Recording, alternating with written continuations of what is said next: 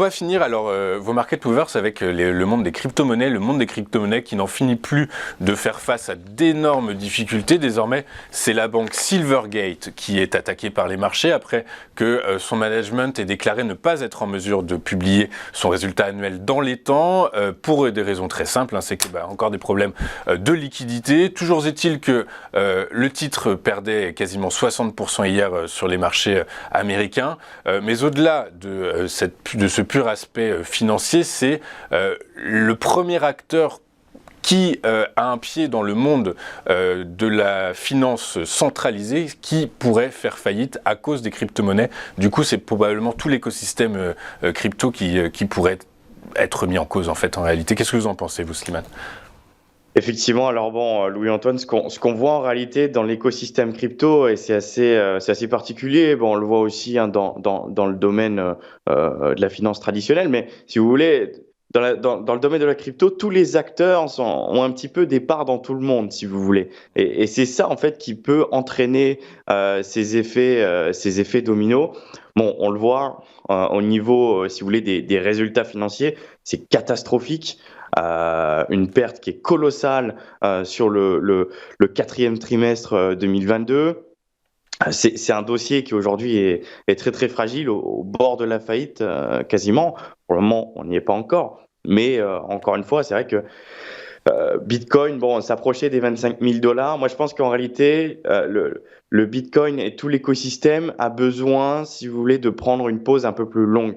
Et j'en ai déjà parlé au cours de ces derniers jours sur mon compte Twitter, mais je pense que on pouvait difficilement casser les 25 000 $ de manière très facile sur le Bitcoin et aller chercher 30 000, 40 000 comme ça en ligne droite. Pour moi, ça ne m'apparaissait pas du tout probable et je planche effectivement sur une plus longue latéralisation des cours sur les crypto-monnaies qui, je pense, peut vraiment être nécessaire sur la crypto. Une latéralisation, vous anticipez pas une baisse, parce que quand même on tombe de Caribansi là sur le secteur des crypto-monnaies. C'est scandale sur scandale, difficulté sur difficulté.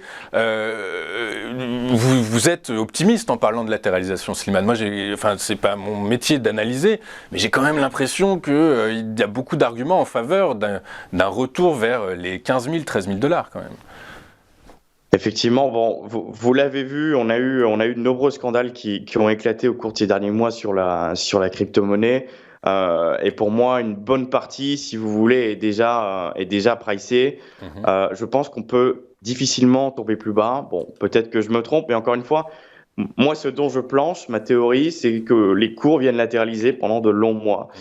Et je pense qu'en réalité, ça peut constituer en tout cas des phases d'accumulation intéressantes pour des investisseurs de long terme. D'ailleurs, c'est moi-même ce que je vais faire. Donc, si vous voulez, bon, j'ai tendance parfois à être assez pessimiste et vous le savez, mais je pense que parfois, il faut rester quand même rationnel. Ouais, bien sûr. On a eu de nombreux scandales qui ont encore éclaté ces derniers mois et vous voyez, on a un cours du Bitcoin qui a complètement explosé depuis janvier. Donc celui qui n'était pas exposé, aujourd'hui il regarde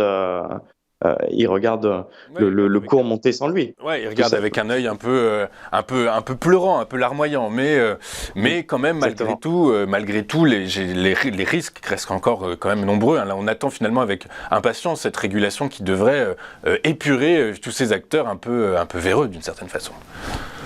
Exactement. Ok, merci. Et vous le voyez, Silvergate, moins 97% depuis les plus hauts historiques. Et la baisse peut se poursuivre sur Silvergate ? Écoutez, bon, ça c'est une très bonne question, mais encore une fois, moi j'irai pas me positionner à l'achat dessus. Je pense que ce genre de couteau qui tombe, ce sont des chimères, c'est pas des opportunités en réalité. Et on peut se diriger vers une faillite. Et moi, ça me semble pas du tout improbable. On a eu une énorme bulle qui s'est réalisée sur le dossier. C'est un dossier que j'avais shorté d'ailleurs en 2021, sans succès. Et vous voyez, bon, aujourd'hui, je regarde le cours baisser sans moi avec une petite larme à l'œil quand même. Avec un œil larmoyant, un œil un peu humide. Effectivement.